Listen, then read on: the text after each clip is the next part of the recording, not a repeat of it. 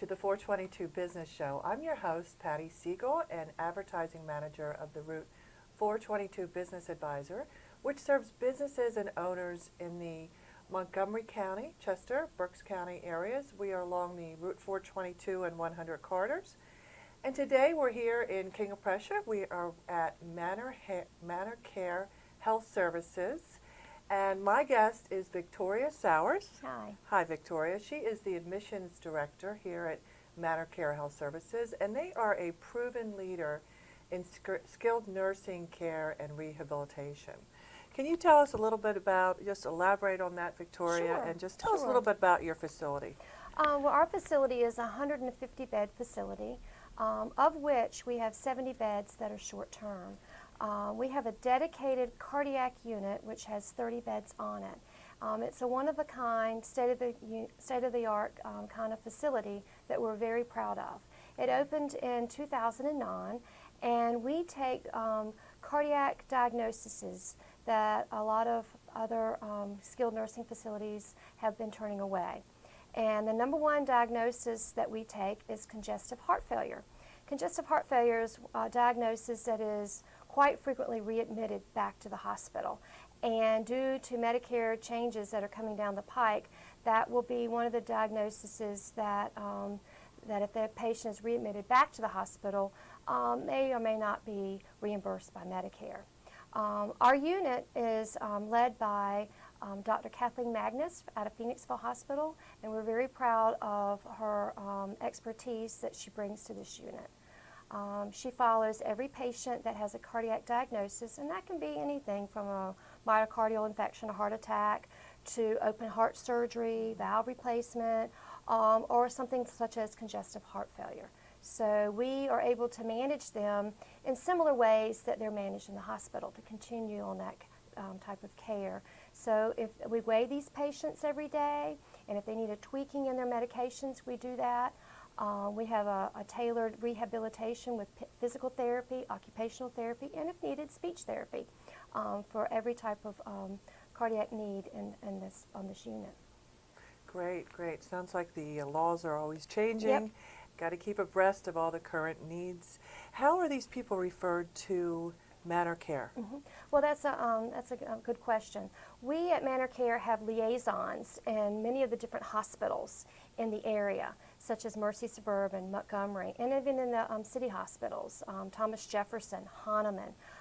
They all have their liaison that is employed by Manor Care in King of Prussia.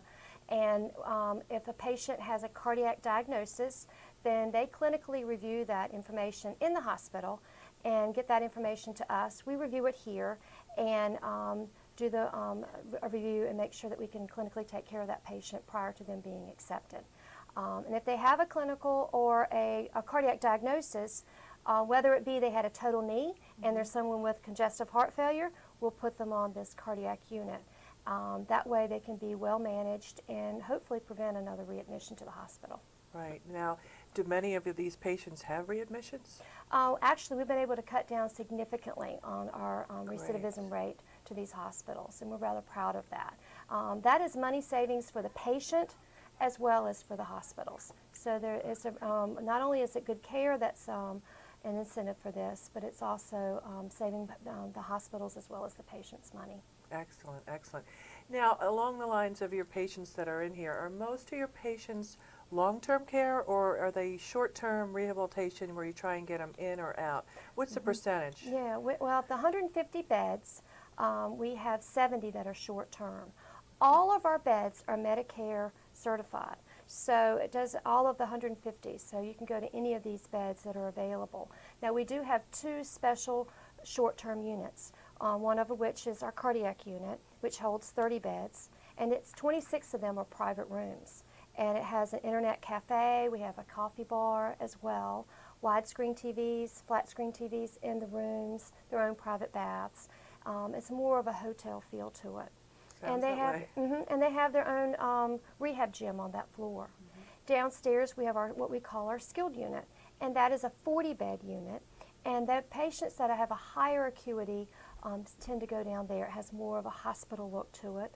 We have rooms with piped in oxygen, so we're able to take patients with trachs patients that may be a little bit more involved and need more higher acuity or nursing intervention and not able to walk around, and their mobility is not as high as maybe someone with a cardiac diagnosis.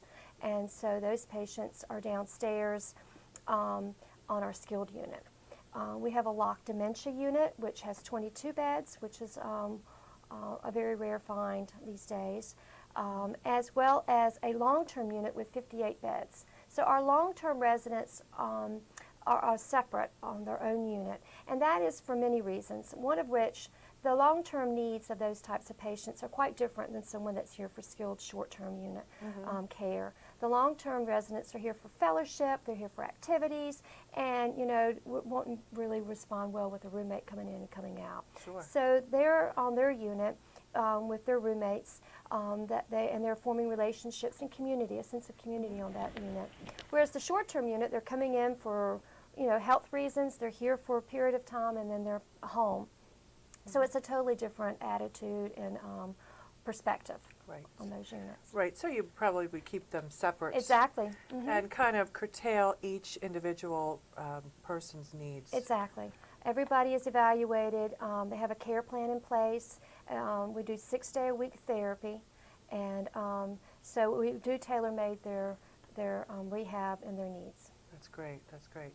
Now, do you also have, I saw that you have an Alzheimer's unit Yes, as we well? have a locked dementia unit, and that's a 22-bed unit, and that stays full. However, occasionally we do have vacancies there, but it is very tailor-made for people that are needing of that type of a unit.